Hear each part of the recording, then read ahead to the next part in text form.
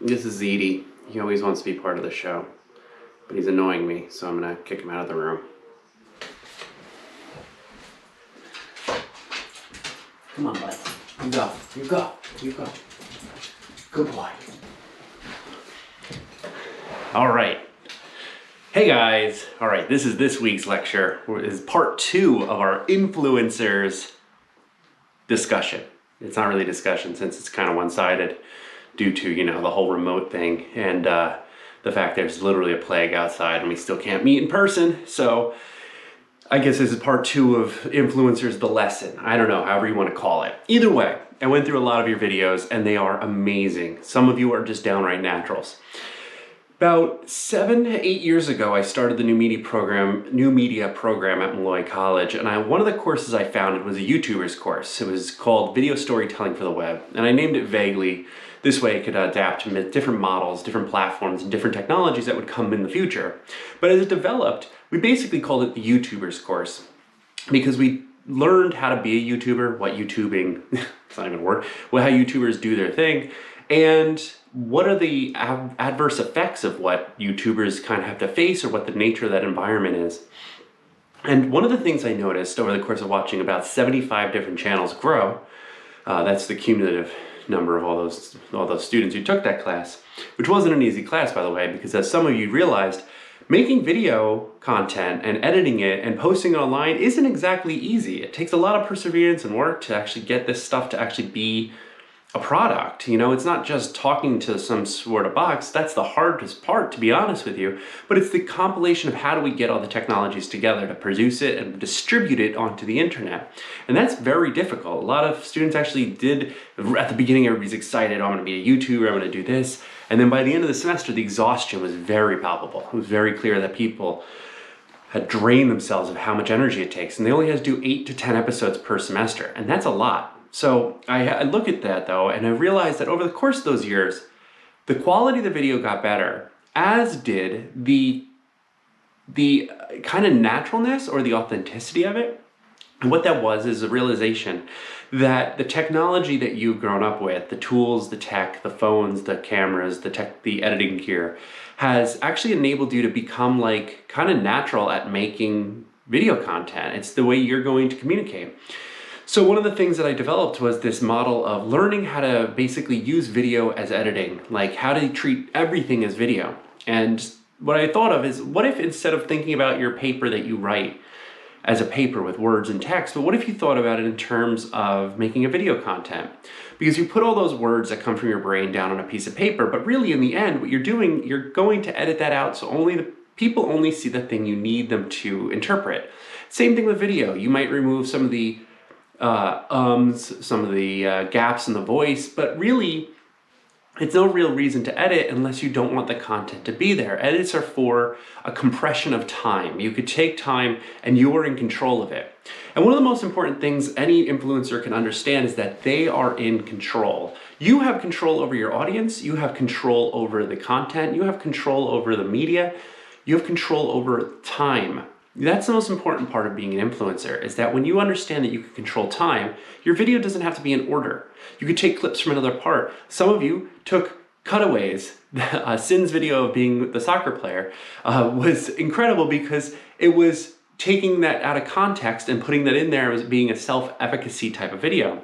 And it was really amazing to see some of the videos you guys made, because it's heartening to me to see that not only does your quality go up, but you're natural at this and you're comfortable with it.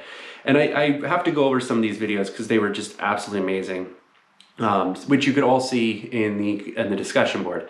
Well, I may not have time to edit them into this video. Tonight's homework is I want you to go and comment constructively on your classmates' videos. There's no discussion this week. There's only a constructive response to last week's videos. And this gives people who haven't yet submitted their videos some time to submit still, because I know this is a harder assignment, but also time for you to engage the community. And the community in this class is really just our class, but it is the community that kind of helps us know how to grow our channel. And constructive criticism, positive, no judgmental, is really important to the way that we grow as creators. And so that's tonight's homework. Some of the videos that stood out to me was James's car detailing video. Absolutely incredible type of Instagram storytelling, which is the knowledge that the wheel closes. So there's only so much time to kind of share that type of content in a vertical video situation. Both Justin and Christina shared their cats.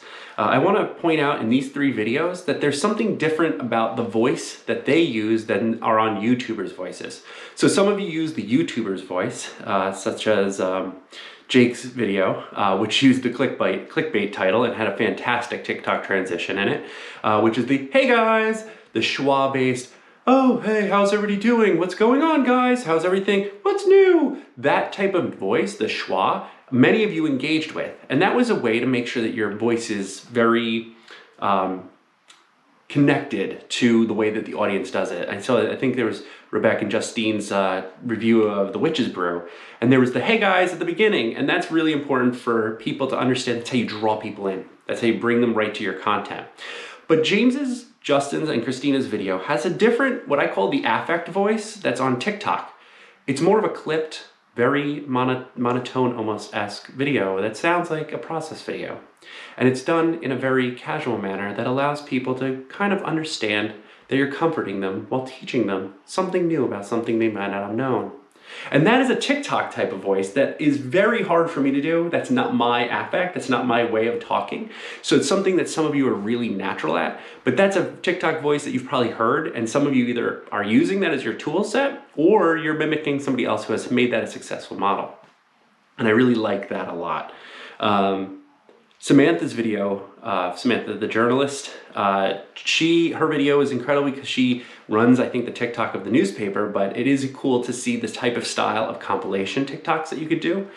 I also like that Samantha and Kayla both put a disclaimer on their videos, which is pretty funny to me, that it's like, sorry guys, this is for class, you know, this might be weird or cringe, but this is a homework assignment, which I think is hilarious. That's totally fine.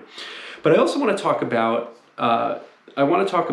the idea of some of these different genres that some of you brought up. And I think what's really important about genres is to understand that YouTube and online media have a very specific type of incursion into real life media making. And what I mean by that is that YouTubers, video makers who use the internet, exist in a place where genres are different than that of traditional mainstream media.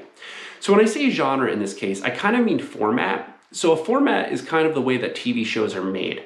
So when you watch TV, you're watching a format.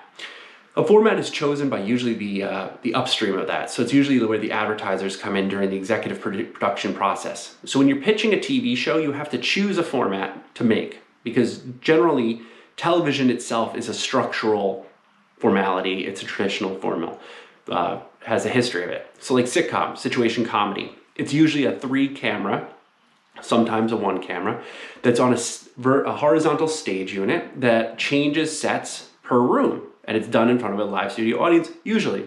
1-camera situation comedies are usually a little more bendable.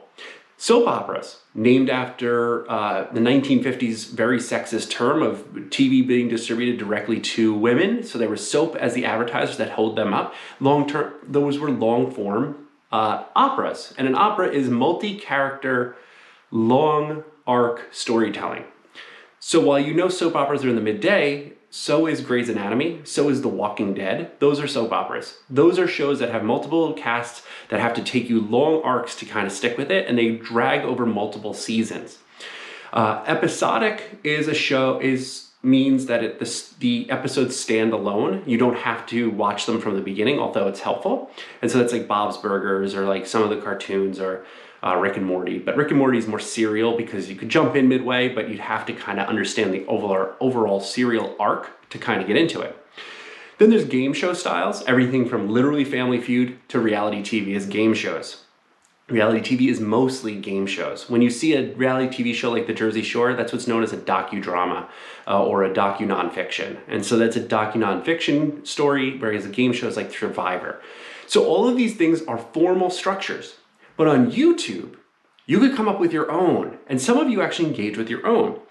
Kaylin had her sweater vest haul. A haul video is a video in which you literally have a handful of objects that you've hauled to that space and you're going to show them. It is also could be a display video where you're modeling those types of clothing.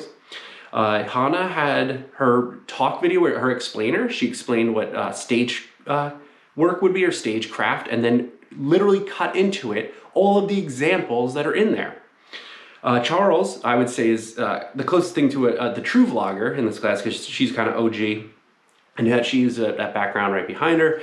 And that is really important to understand. That's like all the genres in one. So there was a Let's Play in there.